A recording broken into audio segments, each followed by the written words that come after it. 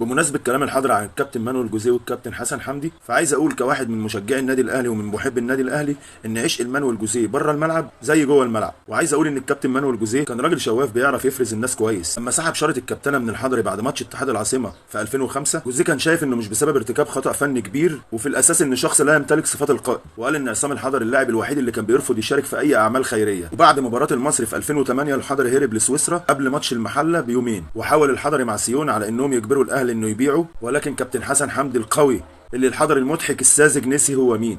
والكابتن حسن حمدي قال احنا مش هنوافق يتلوي دراعنا، النادي الاهلي ما بيتلويش دراعه. وبعدها الحضري عمل ابشع حاجه ممكن تتخيلها، وهو كان عارف ان مبادئ النادي الاهلي بتقول انه لو رجع مستحيل يلعب، فراح متفق مع سيون انه يقول في الاعلام انه ندم واخطا. وطبعا كان مرتب مع سيون انه هيقدم شكوى ضد النادي الاهلي، وكان هيقول في الشكوى ان في اضطهاد وظلم وعنصريه ضده لما ما يلعبش. فعلا عمل ده. كابتن مانويل جوزيه رد عليه بطريقه غير مباشره، وطالب الجمهور بانه يشعل الشموع بعد هروبه، وقال في تصريح كانه مات وعودته مستحيله. كابتن حسن حمدي القوي يا حضري هو اللي رفض تدخل الرئيس الراحل محمد حسني مبارك لعودتك، وقال الحضري انتهى من سجلات الاهلي للابد لانه ببساطه خان النادي الاهلي. والناس ساعتها قبلت منطق كابتن حسن حمدي بكل احترام. وبعدها جمهور النادي الاهلي رفع يافطه مكتوب عليها دموع في عيون وقحه بعد ما رجع يبكي ويعيط ويقول انا ندمان. بعدها الزمالك راح مديله فرصه وقالوا له تعالى، راح عامل مشاكل، وبعد ما مشي قال ندمت اني لعبت في الزمالك. بعدها الاسماعيلي فتح له دراعه واشتكاهم وعمل لهم ازمه مع الاداره والجمهور وهاجم النادي، وبرضه ساب تدريب المنتخب الاولمبي وهرب تاني لتدريب منتخب سوريا. يعني الخلاصه باع ناديه وباع كل فريق اداله الفرصه، وكمان باع تدريب منتخب بلاده،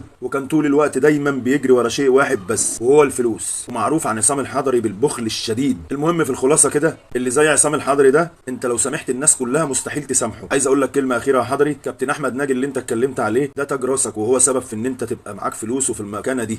كابتن حسن حمدي والنادي الاهلي ومانويل جوزيه هم اللي عملوك. انت كنت ولا شيء. فاكر لما كنت جايب شنبك ابو تفه المعفن؟ دلوقتي بقيت تتكلم على الاهلي وبتتكلم على رموزه وانت قاعد بره. الاهلي اللي عملك يا حضري، انت ولا شيء من غير النادي الاهلي. كنت بشنبك المعفن ده جاي بتقول انا اللي صديت البيلين وانا اللي عملت البيلين، ولا نسيت؟ الاهلي اللي خلاك تعرف تتكلم. كنت فلاح بتتكلم بيلين ومش بيلين، دلوقتي الاهلي بقى خلاك تعرف تتكلم، واول حاجه طلعت تبيعها وتتكلم عليها الاهلي.